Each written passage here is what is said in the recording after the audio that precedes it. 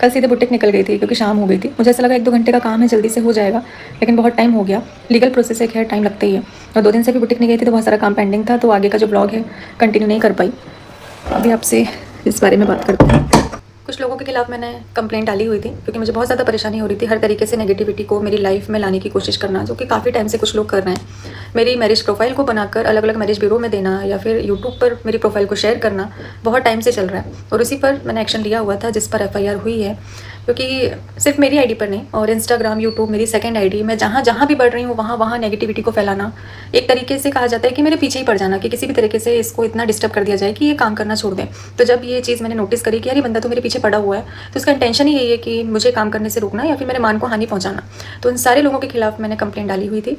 कल note sheet ready हो गई है स्टेटमेंट के बाद में, और ACP सर, DCP सर ने उसको देखने के बाद में तुरंत ही एक्शन लेने के लिए कह दिया है। FIR हो गई है। अब वो जिस भी शहर के लोग हैं वहाँ से, उनकी जो पुलिस है, उनका जो थाना लगता है, वहाँ से उनको अरेस्ट किया जाएगा और यहाँ लाया जाएगा भोपाल, और फिर हमारी आमने सामने बात होगी।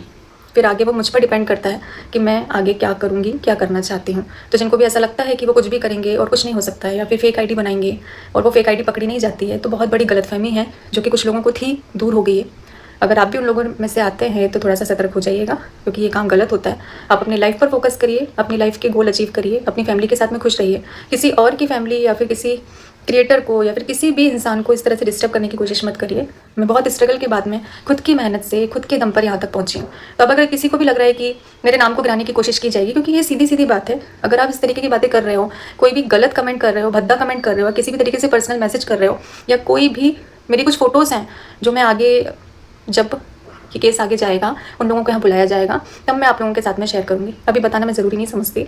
तो ऐसी चीज़ों को लीक करना, दूसरे लोगों को भेजना बहुत ज़्यादा गलत है। जब मैं आपको पर्सनली जानती नहीं हूँ, मैंने आपका कुछ नहीं बिगाड़ा, मैं सिर्फ अपने काम को कर रही हूँ, अपनी फैमिली कंटेंट को शेयर करके अपनी फैमिली के साथ में मैं सिर्फ आगे बढ़ने की कोशिश कर रही हूँ, मेरी बेटी के लिए, मेरे लिए।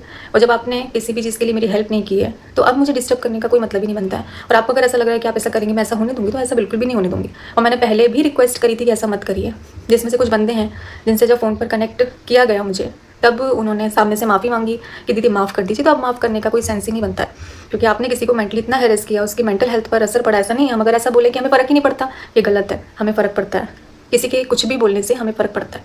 तो जब हमने रिक्वेस्ट करी थी, आप नहीं माने, तो अब ये आपकी जिम्मेदारी है जो भी आगे आपके साथ होने वाला है। एक केस था जो कि बहुत चर्चित रहा, जिसमें एक लड़के ने सुसाइड कर लिया था। वो वही मुझे कल ऑफिसर्स ने बताया कि ऐसे बहुत से केस आते हैं जिसमें नहीं वो डील कर पाते हैं, और इस रास्ते को चुनना वो आसान समझते हैं कि अपनी लाइफ को ख़त्म कर दिया जाए। कल अंदर का जो भी शूट था वो मैंने नहीं किया हुआ है, क्योंकि यूनिफॉर्म को दिखाना रूल में नहीं आता है। पर उन्होंने बोला है कि आगे जब इन लोगों को यहाँ लाया जाएगा, वो व्लॉग शेयर करने की परमिशन मुझे दी जाएगी।